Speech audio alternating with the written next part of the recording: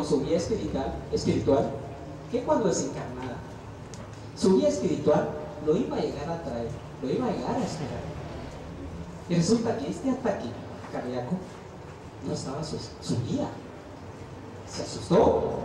Dijo, bueno, ¿qué está pasando? ¿Me falló mi guía o no estoy desencarnado?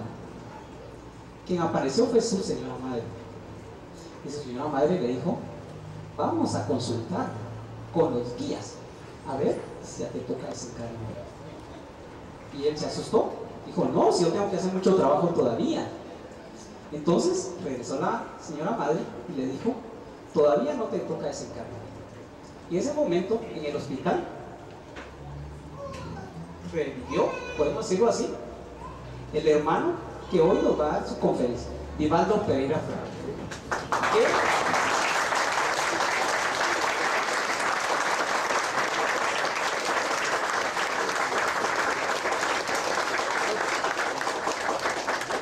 Que está aquí con nosotros de un viaje bien largo, bien extenso, pero también tenemos algo para él. Él es maestro, es pedagogo, y se dice que los pedagogos multiplican sus errores. ¿Sí? Hermano Vivaldo, bienvenido a esta escuela.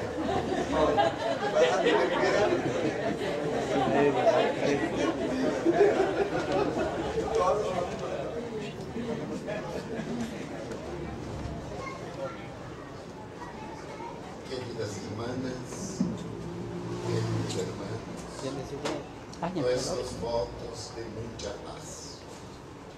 Posiblemente soy el único aquí que no habla correctamente vuestro bello idioma. Por ello, os ruego perdón. Preocupado mientras tanto con el contenido del mensaje más que la forma.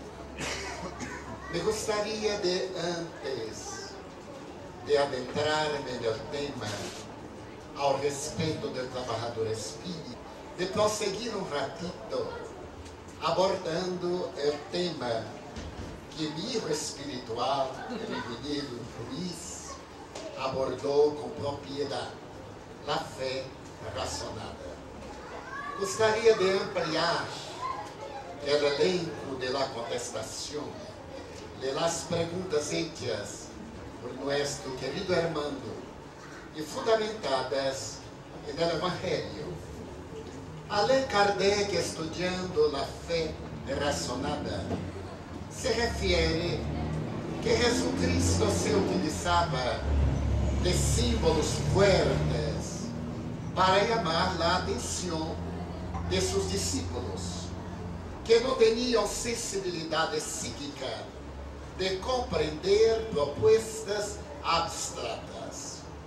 Cuando se refiere a la fe del tamaño de una semilla de mostaza, que es capaz de remover una montaña, no quiere reportarse al monte de piedras, sino a las montañas de problemas que son más difíciles de conquistarse que una montaña. Los alpinistas consiguen vencer las más altas montañas del mundo y normalmente no logran superar la montaña del egoísmo, del orgullo, la pretensión de la gloria terrestre, las ambiciones humanas. Son las montañas que la fe pequeñita logra superar. Cuando tenemos fe y miramos a una montaña, podemos también, con la ciencia y la tecnología, removerla del lugar, por intermedio de las explosiones, del trabajo de terraplenaje, que todos nosotros acompañamos como una conquista del conocimiento, que resulta de una fe razonada.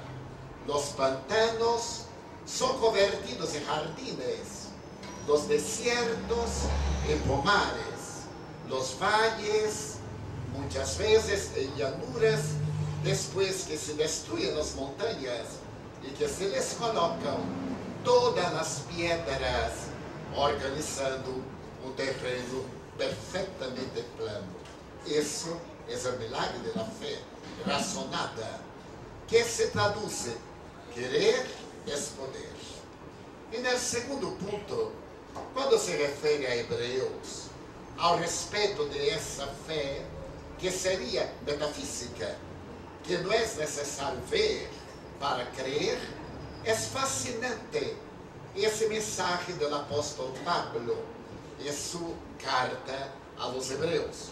Quando se refere, por exemplo, que nós temos o dever de crer, mesmo que não veamos. Aqui estão inumeráveis teléfonos celulares. Prendemos, recebemos a mensagem e não vemos as ondas Hertz que trai a mensagem. Por que creemos? Se ver. Porque temos o conhecimento científico da física que demonstrou que não há matéria, há vibrações, que não há nada, e tudo que tocamos não é verdade, é um engano de nossos sentidos. Antigamente, na chamada física linear newtoniana, era necessário ver para crer. Em esta atualidade, com a física quântica, é necessário crer para ver. É ao revés. A proposta de los padres de la física quântica está exarada em este pensamento. É uma física de las probabilidades. Não é uma física de sensibilidade. É de uma possibilidade remota de que exista. Assim, portanto, quando alguém pergunta nos evangélicos, tem essas perguntas de bolsillo para perturbar-nos, como se pode então ter uma fé razonada, mesmo que não podamos ver a razão de crer, como contestou muito bem nosso irmão quando disse que não creia em Deus. Eu tampouco. Eu sei que Deus existe, porque aquilo que creemos hoje, amanhã não lo creemos mais. Pero lo que sabemos é permanente. Se eu sei ler, quando miro a um outdoor, digo, não vou ler, já lo leio, mesmo que não lo queira. Pero a crença tem mutações de acordo com o desenvolvimento intelecto moral da criatura. Quando eu era católico, eu creia honestamente que o corpo de Jesus Cristo estava na Eucaristia, hasta que tuve um salto quântico de uma fé mais profunda, mais lógica, que é a fé espiritista. E então deixei de crer em aquilo para crer por la razão. Por isso, lhe pido, amigo espiritual, que me desculpe o atrevimento de complementar sua contestação com dados mais atuais. O tema que me foi proposto diz respeito ao trabalhador espírita. Me gostaria de começar por uma parábola, para dizer que o espiritismo, de acordo com a opinião do espírito amigo meu, Manuel Viana de Carvalho, que em Brasil foi um notável divulgador da doutrina no começo do século XX, ele me disse um dia: mira, Divaldo, consideremos o espiritismo uma grande empresa. Toda empresa respeitável e de alto porte possui um presidente. Este presidente da empresa espiritista é Jesus Cristo, que lá apresentou à humanidade, que lá ungiu, que nos la trajo. Toda empresa de alto coturno, econômico, social, tecnológico, tem um corpo de directivos. A empresa espiritismo tem abaixo de Jesucristo 12 directivos, que são os apóstolos, aqueles que ele ha invitado para a divulgação do reino de los cielos e da terra. Uma empresa tão grandiosa como esta, que tem diretivos especializados. Por exemplo, um homem como Tomás, o apóstolo, representa a fé razonável que ele ia querer tocar. Outro como Juan, dulce, de uma fé subjetiva, abstrata. O profeta do Apocalipse é o exemplo do amor. Uma rama desta empresa é o amor. A outra rama, ou a outra secção, é a investigação científica. A outra que encontraremos em Pedro é a caridade. Graças a sua obra maravilhosa, a casa do caminho e a carretera entre Jerusalém e Roma. Então, cada um de eles administra uma secção de alto relieve e para lograrlo, invariavelmente têm jefes que se encargam de atrair corretores para vender o produto. Estes jefes de corretores são os guias espirituais, os ángeles guardianes que estão abaixo en la escalera de la evolución espiritual de los apóstoles invitados por Jesús. Estos agentes tienen necesidad de divulgar la doctrina y para lograrlo invita a corretores, que son los divulgadores, los médiums, aquellos que se dedican a la causa. Y el producto de esta empresa es la verdad. Miremos, la verdad es un producto excepcional. Los agentes son los intermedios entre el producto y las ventas. Y aquellos que constituyen la organización empresarial son de alta estirpe, culminando por el ser más perfecto que Dios nos ha regalado para servirnos de modelo y guía. Cuestión 621 del Libro de los Espíritus. Se por acaso esta empresa no es exitosa, la responsabilidad es de los corredores, que no son buenos, de aquellos que venden el producto, porque el producto es bueno. Los directivos son extraordinarios, los agentes son hábiles, porque preparan a los agentes de venta antes de llegar al comercio. Y si ellos no logran éxito, porque son perezosos, porque son egoístas, o porque estén desinformados, que es el trabajador espírita, sino el vendedor, entre comillas, de la idea del espiritismo. Venderlo por intermedio de la divulgación, de la experiencia mediunímica, de la convivencia fraternal, de la acción espiritual, la caridad, de este intercambio con el mundo profano, no se haciendo profano y tampoco se aislando del mundo, que es un acto de cobardía moral. Entonces, para hacerse un buen trabajador espírita, que son necesarios para poder lograr el éxito como métodos pedagógicos, educativos. Son necesarios, primero, ser espiritista. Para ser espiritista, hay que conocer la doctrina. Muchas veces una persona llega a una institución espírita y se fascina, porque es tan atrayente el espiritismo, que en primer contacto nos emociona. Y tenemos una idea falsa. Essa ideia falsa é que todos nossos problemas a partir de entonces serão solucionados. Alguns a vezes chegam ao absurdo de dizer, pero eu sou espírita, porque Deus me permite enfermar-me, como se ao ser espírita haya dejado de ser uma pessoa, uma criatura humana, de ter uma organização somática outra emocional e outra de ordem psíquico.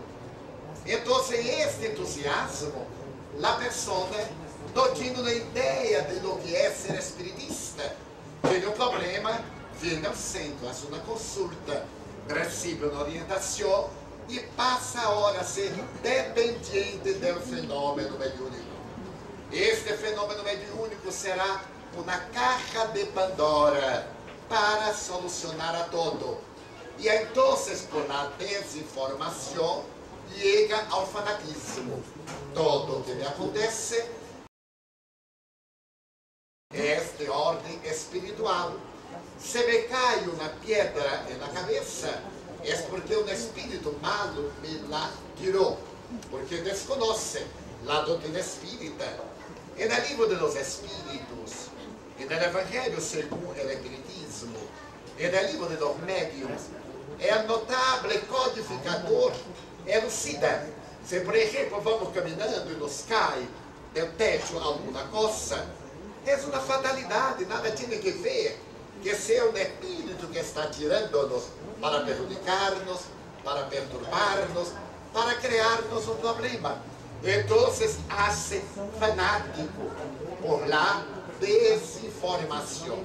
Graças a la desinformação nasce o fanatismo.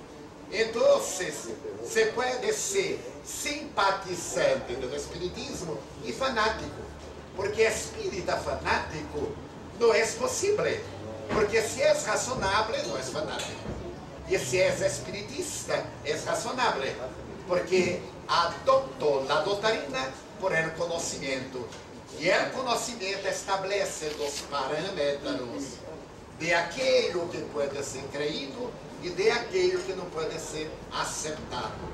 Então, a primeira condição é conhecer o espiritismo. Para conhecê-lo, é inevitável estudá-lo, dedicar-se a profundizar o conhecimento do espiritismo. Profundizando-lo, o indivíduo adquire a consciência. E é por isso, ou por ello, que Allan Kardec, com sua sabedoria e este buen sentido, como foi chamado por Camilo Flammarion, o homem do buen sentido, o buen sentido encarnado, disse que para ser espírita é necessário lutar em contra de suas imperfeições morais. Em palavras textuais, ser hoje melhor que ayer, mañana melhor que hoje, e está sempre lutando em contra de las malas inclinações. É notável do ponto de vista lógico. Kardec não disse que o verdadeiro espírita já lo conseguiu, porque nadie lo conseguirá em um momento por outro. Mas aquele que está lutando, quando estamos lutando por aprender, estamos marchando em direção a um ponto, a nosso rumbo. Chegar allá é consequência inevitável desta marcha, que se começa agora e não se sabe quando termina. Porque o conhecimento é universal. Quanto mais sabemos, mais descobrimos que pouco sabemos. Se conta que Sócrates era padre da filosofia, porque ele dividiu a história do pensamento filosófico antes e depois de ele. Um dia lhe perguntaram: tu sabes que o oráculo de Delfos dijo que tu eres o homem mais sábio de Grécia? E ele sorriu. E tu crees que lo és? Sim, creio. E por quê? Porque sou o único em Grécia que sabe que nada sabe. Isso é sabedoria. Reconhecer sua pequenez delante de magnitude universal. Quando eu comecei a estudar o espiritismo, era médium desde os 4 anos, mas não era espiritista. Quando comecei a participar de reuniões espiritistas, se me apresentou um dia este espírito, Manuel Viana de Carvalho, e me propôs, Divaldo, para que puedas ter consciência mediúnica, é necessário conhecer a mediunidade, conhecer a organização fisiológica, psicológica, los peligros de la mediunidad, conocer las técnicas de desarrollo de la mediunidad, percatarse de las inferioridades morales, estudiar el espiritismo. Y yo le pregunté, bueno, ¿y qué libro debo leer? El libro de los espíritus. Yo vivía en una ciudad del interior de la provincia de Bahía, donde no había libros espiritistas. Y por meses estuve buscándolo, hasta que alguien me lo prestó. Ese en el año de 1945, hace 1000 años. Está buenísimo. Y entonces era un libro gordito, porque los libros delgados son libros no leídos. Toda vez que llegamos a casa de un rico, hay una biblioteca fantástica y muerta. Allí está para exhibir. Nunca fueron leídos. Los libros leídos engordam, quebram-se felizes, porque ponemos uma señal, colocamos uma hojita e tal, e se vão tornando felizes. Este era gordito. E quando eu lo vi, tinha 400 páginas de ai, Deus mío. Se ler este livro todo, me muero. 400 páginas. E además, não tinha ilustrações, não tinha figuras. Eu estava acostumado a ler revistas que eram hechas de figuras. Digo, bueno, pero el Espíritu mandou que eu lera. Comecei a ler e me pareceu muito cansador. No começo há uma introdução que não acaba nunca. E depois havia uma palavra, prolegômenos. Eu disse, ai, que será isso? E quando você me apresentou o Espírito, eu lhe perguntei, hermano, que são prolegômenos? Ele disse, Divaldo, compra-te um dicionário. Porque o Espiritismo é uma ciência. E toda ciência propõe cultura, conhecimento. Eu lhe disse, você não me podia dizer não, porque irás encontrar outras cartas. E eu comprei um dicionário. Quando cheguei a casa que eu virei, não tinha a palavra. Eu digo, Deus mío, que dicionário infeliz. Quando o Espírito enfiou, eu lhe disse, Viana, não há a palavra. Ele disse, outra vez, ser mais sábio. Antes, mira se há a palavra e compra depois. Eu comprei e leio. Eu não vou dizer que é prolegômeno, não é? Mire, no dicionário.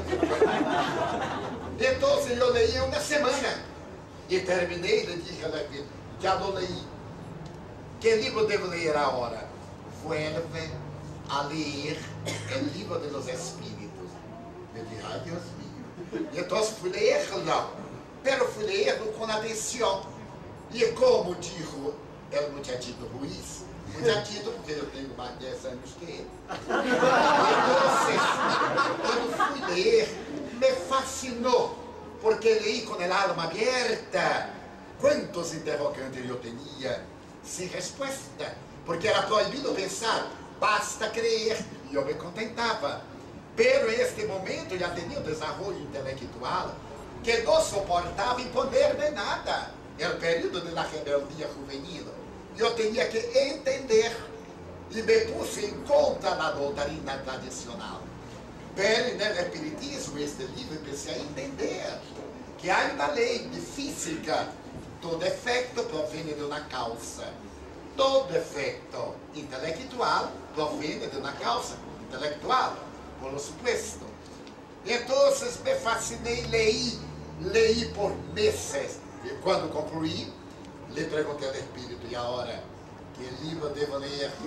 E ele me disse, agora deves estudar o livro de los Espíritos. E me parece tão importante assim, sim. Porque, Divaldo, se tu llegas a la edad de 100 anos, estudando o Espiritismo e essa obra sempre será nova. Porque à medida que tenhas conhecimento, melhor penetrarás em ela. E eu disse, que fanático esse aqui. 100 anos estudando na obra, e se passaram os anos. E nos anos 60, eu fui invitado a editar uma conferência na universidade. Eram estudantes de medicina. E me haviam proposto um tema, defender a reencarnação à luz da antropologia. Eu dei a conferência e foi interessante. Quando terminamos, consegui sobreviver. Sei isso na rueda. E o muchacho me disse assim: Senhor Franco, que lhe parece um campo neutro, digamos, um campo de vazio, onde se puedan apresentar as manifestações espirituais? Porque de acordo com a física quântica de raios, eu não estava entendendo nada, pero hace de conta que sim. E ele foi e me hizo uma pergunta. E como eu não sabia, e ele também não sabia, como nós outros sabemos, isto não é importante, não? É verdade. Os ignorantes são assim. Fingem que sabem, não sabem, todos passam como se supieram. E todos o aplaudem. Eu digo, me salvei. Quando cheguei em casa, que se me apresenta a Viana de Carvalho, eu digo, você me enganou.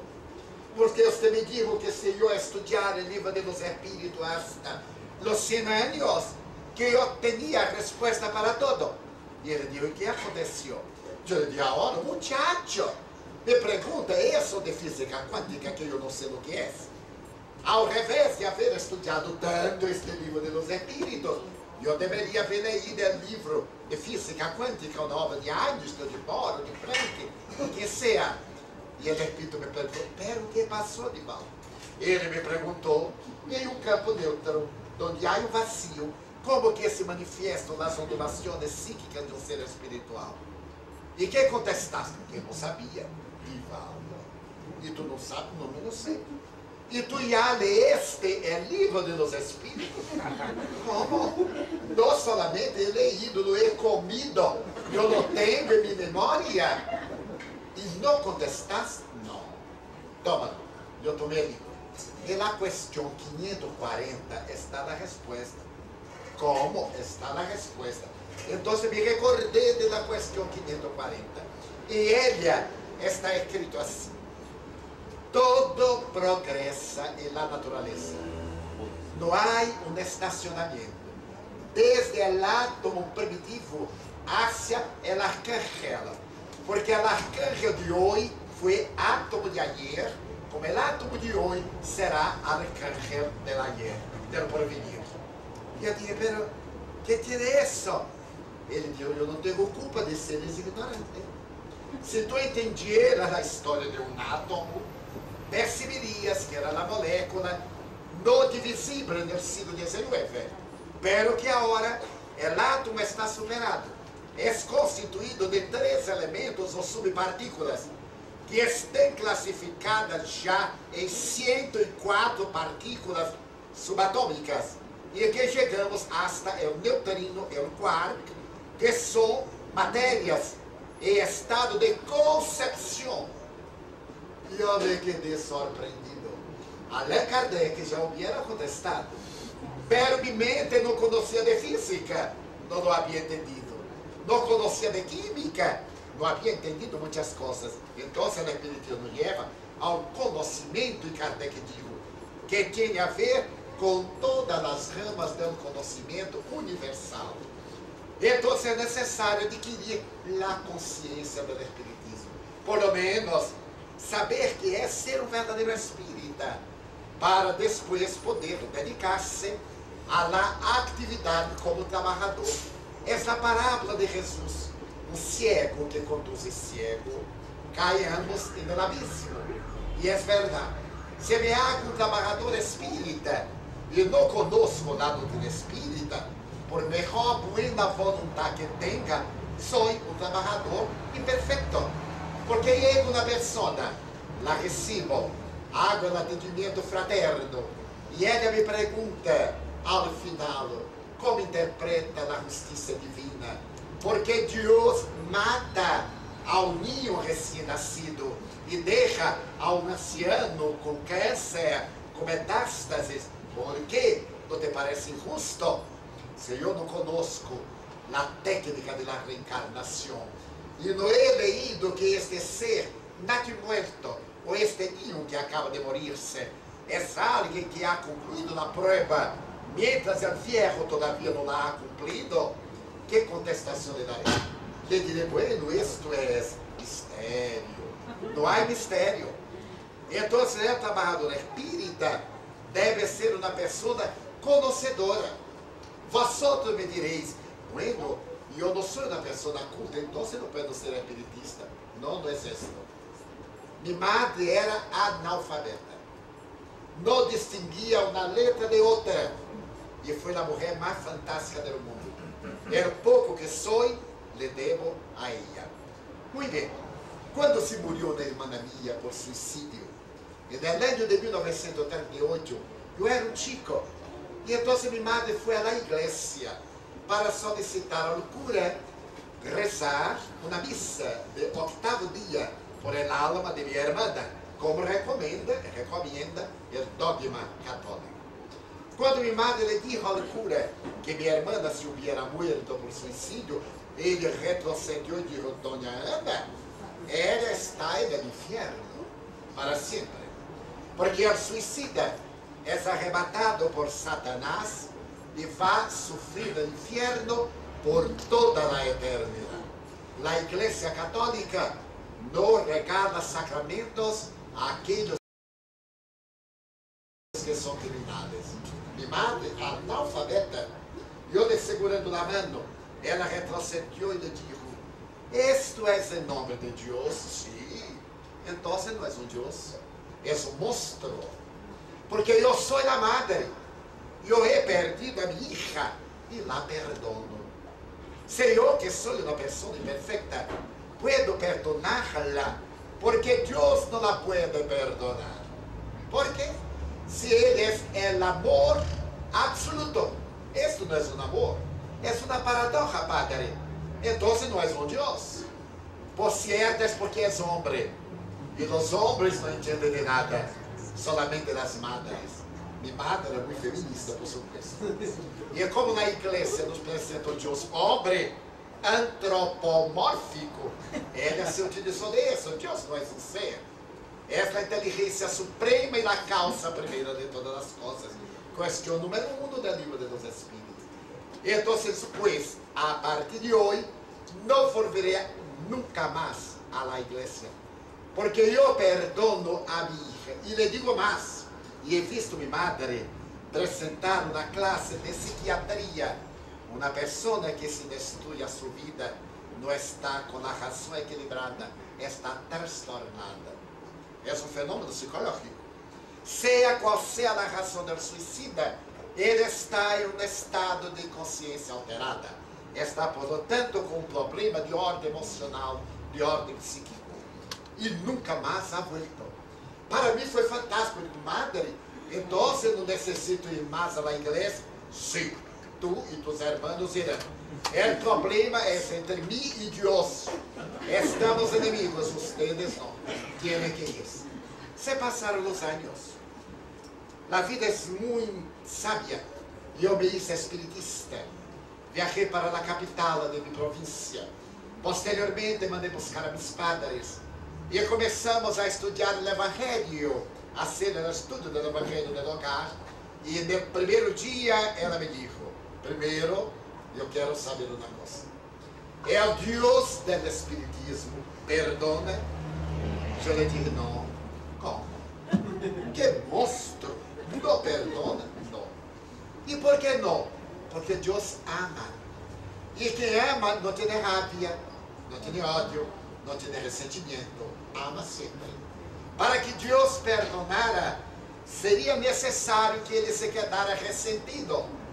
Como ele não se queda ressentido, ele educa, reeduca, propicia os médios de cada quem reabilitar-se. E ela, analfabeta, me disse: ensina-me a amar a esse Deus. E a partir de então, eu leía para ela o livro dos Espíritos e ia traduzindo as palavras mais complexas, dos pensamentos mais filosóficos.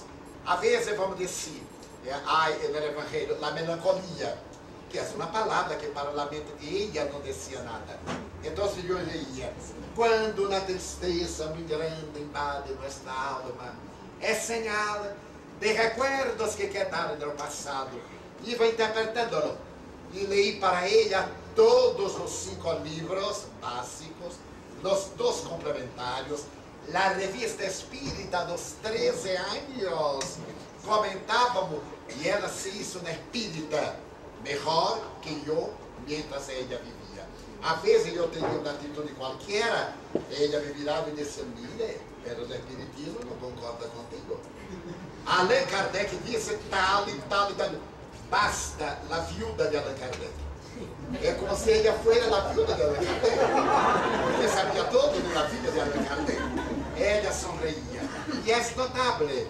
Eu lhe dizia, madre, se tu queres, te ensino a ler e escrever, tu eres tão inteligente que em uma semana te pongo uma pessoa ilustrada no hijo. Estou muito vieja para começar. Já sou diplomada recebida por la Universidade do Sofrimento. Se desencarnou.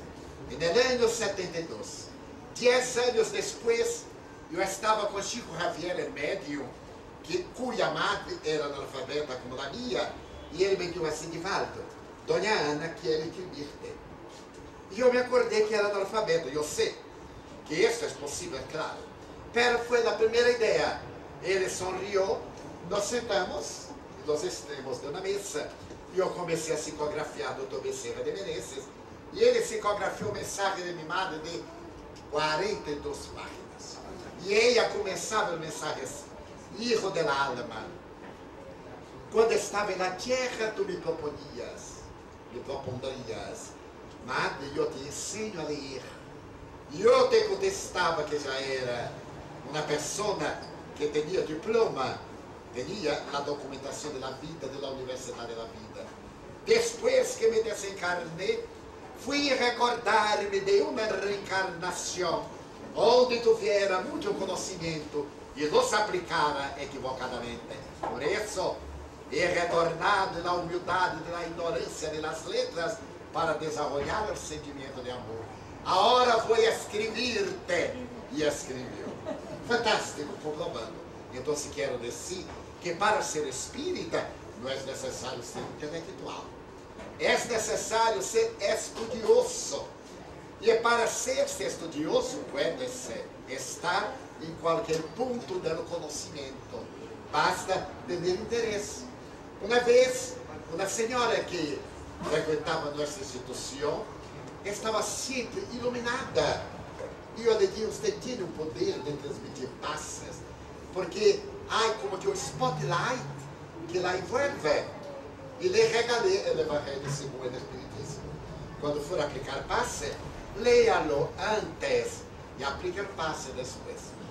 Nesses passados, um dia me vino e me disse assim, Divaldo, a hora estou completa, porque quando tu me diste o Evangelho segundo o Espiritismo, tive vergonha de dizer-te que não sabia ler e escrever. E visitava os pobres, os magros, das filhas misérias. E quando chegava ali, ele enfermo, e eu lhe dizia, toma, lê. Quando ele enfermo, eu dizia, não se lê. E eu passava da pessoa, lê, por favor. Não se lê. Então, se deixa-lo. Eu fui contar uma história. E narrava nas palestras que eu fazia.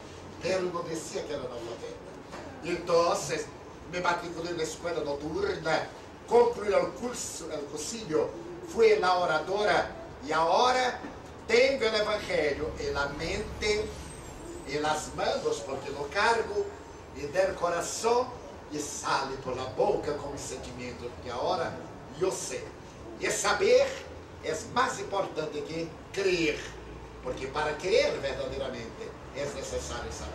Então, o trabalhador espírita há que ser antes espiritista, para poder aplicar uma tríade que Allan Kardec aprendeu com seu maestro Pestalozzi, que foi citado. Pestalozzi dizia que a educação resultava de 3 labores do maestro: trabalho, solidariedade e perseverança. Era necessário perseverar. Allan Kardec se utilizou dessa tríade, e isso, uma ligeira modificação. Para podermos servir, é necessário trabalho, solidariedade e tolerância. Como se pode ser um bom trabalhador espiritista se não cultiva a tolerância, se censura, se reclama, se está sempre de humor desagradável, se não tem segurança ao respeito de aquilo que faz. Então, essa tríade caracteriza o trabalhador. É comum dizermos, basta a boa vontade. Não é verdade. Goethe, o notável poeta alemão, o mais notável cultor da língua alemã, dizia que nada pior que pessoas de boa vontade e ignorantes. Imaginemos um problema e chegam 40 pessoas de boa vontade e não sabem como fazer. Terminam complicando. Melhor uma pessoa que sepa e tenha mala vontade. Porque com toda mala vontade diz, faça de tal forma. E soluciona o problema. Há uma historieta que me parece fantástica. Que um homem estava com uma computadora fantástica com um problema. E a computadora havia custado $100 mil. E ele não sabia o que fazer. Então ele chamou um especialista, um mecânico de eletrônica. O mecânico vino e em 10 minutos consertou a computadora. Ele aplicou uma questão de $10 mil. Era seu preço. E o homem disse, como $10 mil, homem? Tu solamente me sacaste uma cosita e colocaste outra, e esta cosita deve custar quanto? $10. E tu me cobras 10 mil. Ele disse, e está bem. A cosita, em realidade, custa solamente $10. Agora, saber que cosita era, custa 9.900. Porque se não desmontava toda a computadora, e não a realizava. É lógico, saber. Porque sabendo, nós outros, com o tempo, aprendemos a aplicar. E aplicando, passamos a servir. O trabalhador espírita tem necessidade de saber, de ter boa vontade, de ter paciência, porque há pessoas difíceis que temos que atender. E como os guias espirituais são tão tolerantes hacia nós outros, deveremos, por nossa vez, manter essa tolerância. Há também uma outra história muito curiosa, me gosto de los hechos, porque esclarece muito bem. Um homem ia viajando por uma carretera, quando súbito pinchou uma goma. E ele disse, ai Deus meu, esta carretera, que não passa nadie. Então saltou, mirou na goma e foi procurar o instrumento para ir ao coche e sacar a goma. Se havia olvidado. Chamamos lá a é um animal.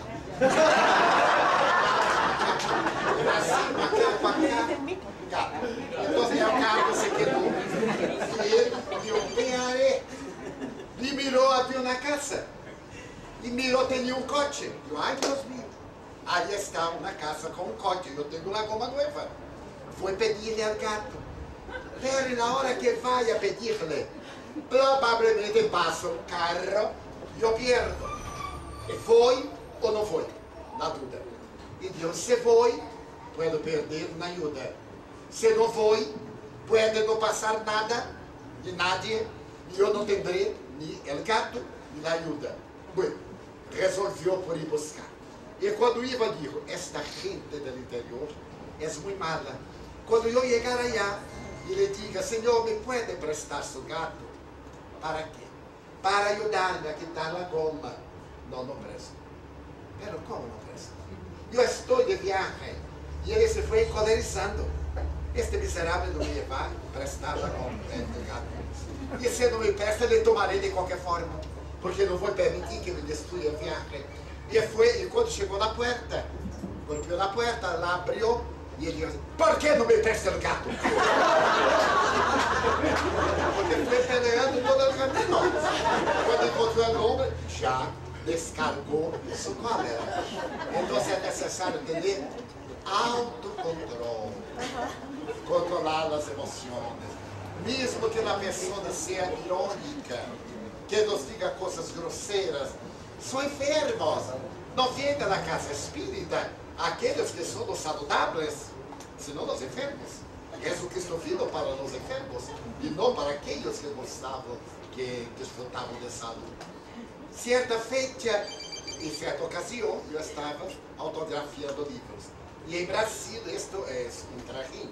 Eu chego 2 horas antes, dentro da conferência, me quedo 3, 4 horas depois, filas intermináveis. E eu tenho um código com as pessoas que me ajudam. Porque de acordo com a cola, se está grande, se está curta, eu pratico um pouco. Ou então, vou firmando, porque a pessoa lleno e solamente firmo. E então eu digo, por exemplo, assim, como está a música? E a pessoa, oh, fantástica, compasso 2 por 2. Quer dizer, rápido, porque está muito grande. Eu digo, não, a música está boa, linda. 4 por 16. Lento, tipo. E eu estava um dia muito cansado. Havia chegado 2 horas antes, muito calor, dentro da conferência. Já se havia passado 2 horas e a cola não terminava nunca. Então eu mirei na Bíblia e disse assim, a música de hoje, hein? Ai, de lá, 2 por 2, porque... E então eu, súbito se parou uma senhora e me disse assim, por lo menos, mire-me. E eu estou no choque. Porque eu estava atuando como uma máquina. E a função é esta. Autografiar o livro espírita é a oportunidade de conviver com a pessoa. Porque há muita gente tímida que gostaria de vir falar ao orador, ao médico, e se sente inibida. Se tem um livro para autografiar, já tem um motivo, um bastão psicológico. Então, eles me podem autografiar? Ah, não, como levar? Qual é o seu nome? Tá. Há uma convivência. E então, eu me parei e me despertei. Eu estava como profissional, eu não sou artista, não sou futebolista, eu sou um servidor, um trabalhador da causa. E não posso mirar as pessoas como números, senão como pessoas. Então eu me detuve, respirei e lhe disse muitíssimas graças. Por quê? Porque você me despertou uma coisa. Me desculpe. Eu estava sendo automaticamente, não me foi justificado. Sin embargo, tenho motivos. Eu estou um tanto cansado. Quero poder levantar-me e dizer, hoje não fui autografiar, porque estou cansado. Peço desculpas. Estava atuando automaticamente. E você me regalou a oportunidade fantástica de despertar-me. Nunca mais farei isso. Le segurei a mão. Pero, senhor Divaldo, não estou reprochando. Não, pero deveria. Deveria reprochar-te. Porque eu ensino como atender as pessoas. E não estou atendendo as minhas. Então, eu sou uma criatura como qualquer. Estou equivocado e devo reabilitar-me. Sente-se aqui ao lado meu, vamos charlando. Mas percebe, sim, ele se sentou. É que eu me quedei mulher, nosso público é de 4 mil, 5 mil pessoas. A hora tu vimos no dia 21, na celebração do livro dos Espíritos de São Paulo, em um auditório de 15 mil pessoas. De las 9 da manhã hasta las 9 da noite. 15 mil. Afuera nas salas que estavam repletas. Então, todo isso demorado. Ela se sentou, parece que eu estava muito longo, lejos, e não podia ver-lhe. E lhe perguntei, agora que está cerca, que lhe parece? Aí ele me rola a cara de cerca, que então, e foi fantástico esta convivência, porque ela tinha um câncer. E estava aturdida, sem saber como atuar. E eu lhe disse, ame ao câncer, não o odie. O câncer resulta de uma célula que se rebelou e que começou a reproduzir-se com mais rapidez. É uma célula que perdeu a memória da célula. Cada 30 dias se multiplica em 2. Uma muere e queda-se outra. É eterno, mientras dura o corpo. Subitamente o problema, hereditariedade, uma infecção, um traumatismo, um conflito, hace que esta célula pierda a memória e comece a multiplicar-se a cada 5 dias. Vira o tumor.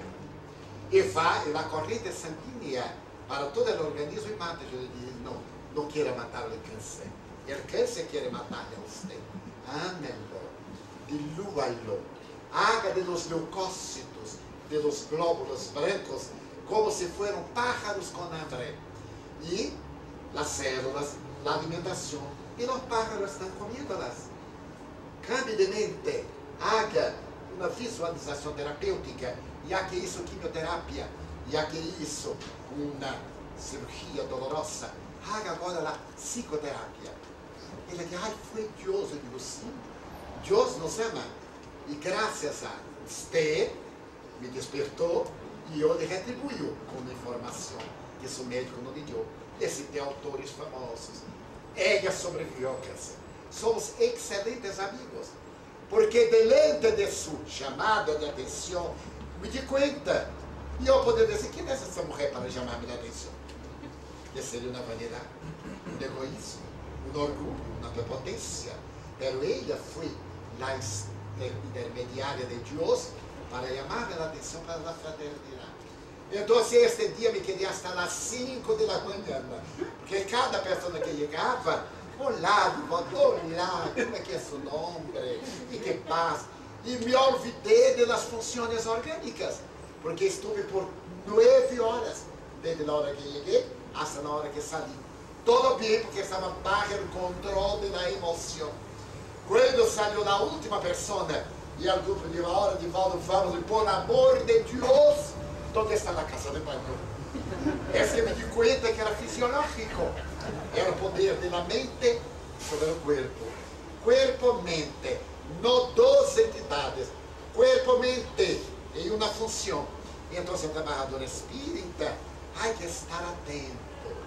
Não se permitir sensibilizar-se com as coisas pequenas. Amar a cada quem como este indivíduo é.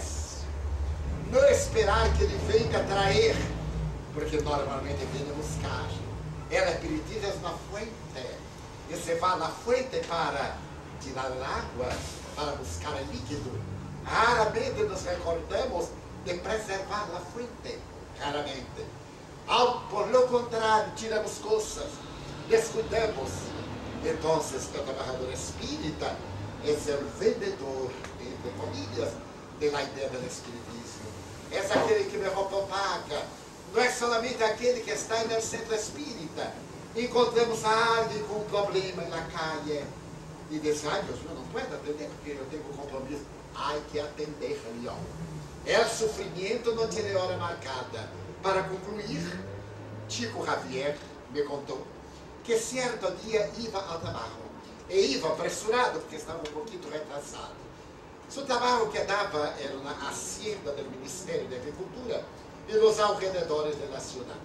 E quando ele ia rápido, em uma casa muito modesta, uma choça, saiu uma mulher muito pobre e gritou, Chico Xavier, ele disse, não puedo, estou retrasado. E continuou, e então seu guia espiritual se representou adelante, Emmanuel, e ele disse, Chico, quantos minutos estás retrasado? 10. Retrasa mais 5 e atenda a nossa irmãita. Volviu e disse, ai, me acordei que tenho tempo, tá? E quando chegou junto a ela disse, ai, Chico, eu estou tuberculosa.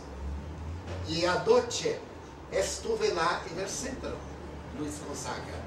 E lhe pedi uma orientação ao Dr. Becerra de Menezes. E ele me receitou 2 homeopatias. Pero, Chico, eu não tenho comida, viu? Como teria plata para comprar a homeopatia? Não sei o que fazer. E Chico disse, também não tenho nada, não tinha. E se quedou mortificado quando o guia espiritual lhe disse, dile que tome da receita do papel e lhe corte 60 trocitos, muito pequenitos. Por la mañana, ela toma de um trocito, ora, pide a la Madre Santíssima magnetizar el agua, como se fuera la homeopatía. Toma la dosis y toma el agua. A la noche, que debería tomar la otra, hace lo mismo. La divinidad irá colocar propiedades magnéticas sanadoras. Chico lhe disse, ai, Chico. E ele saiu correndo. Quando estava distante, seu guia disse, mira hacia atrás. E ele mirou de la mujer. Saía el ectoplasma, uma luz que não envolvia ele a 50 metros. E Emmanuel lhe disse, es la gratitud del alma, el sentimento de amor. Ela está llorando, dizendo que Deus lo bendiga. Me irá salvar a vida, tenho 3 hijitos.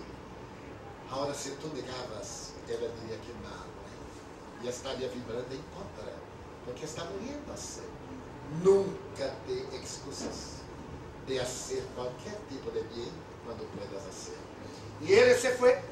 Quando chegou ao trabalho, não havia nada. Ele disse, pero que passa? Era um dia no laboratório. Não estava retrasado nada. Então, o trabalho do espírito é alguém que está vigilante para servir ao espiritismo por intermédio da casa espírita onde participa. Quero agradecer a generosidade do programador por me permitir este encontro informal e me pongo à disposição para perguntas.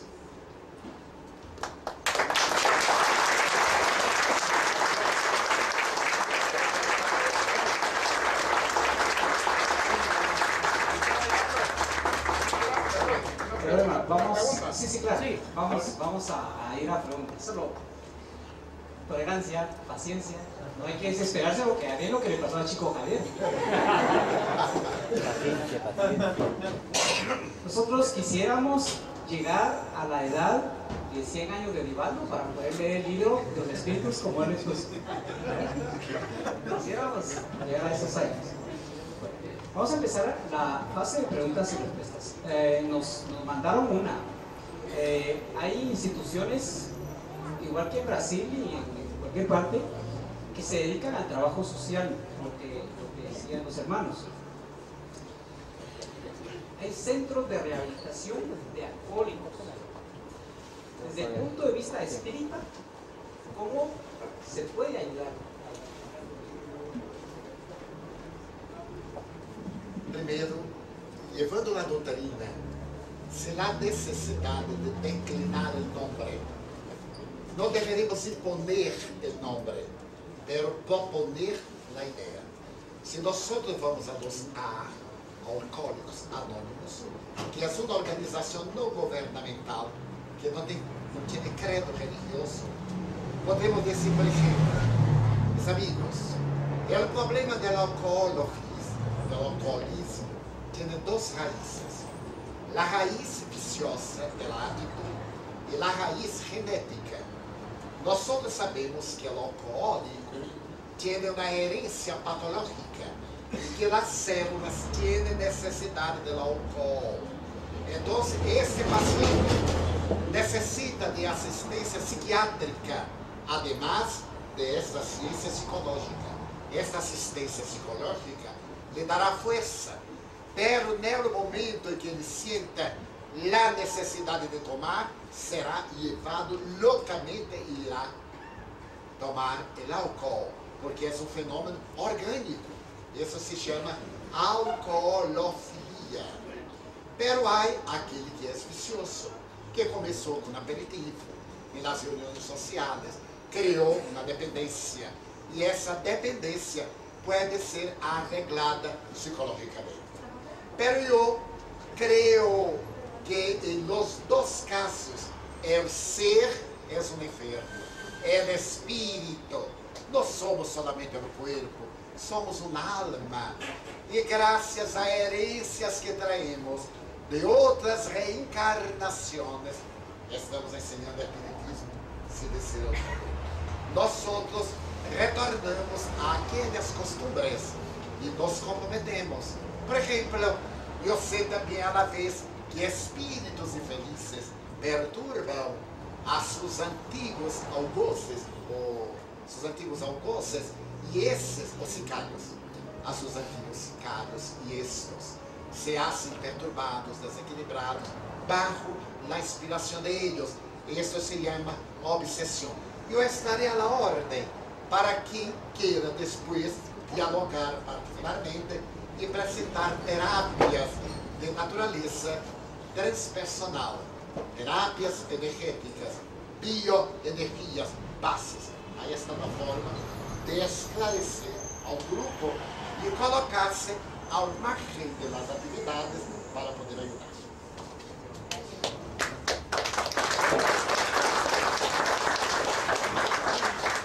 Cuando Eduardo usted mencionó a Sócrates, yo quería preguntar si Sócrates tenía conocimiento de la ciencia espiritual. No. Porque Porque le voy a decir, perdón, le voy a decir por qué. Porque él dijo, más vale recibir una justicia que cometerla. Es mejor dedicarse, no a aparecer súper bien, sino a ser hombre de bien. Pero los diálogos de Sócrates y Platón sí tienen bastante. no, pero no espírita. El espiritismo surge en el día que se publica el libro de los espíritus.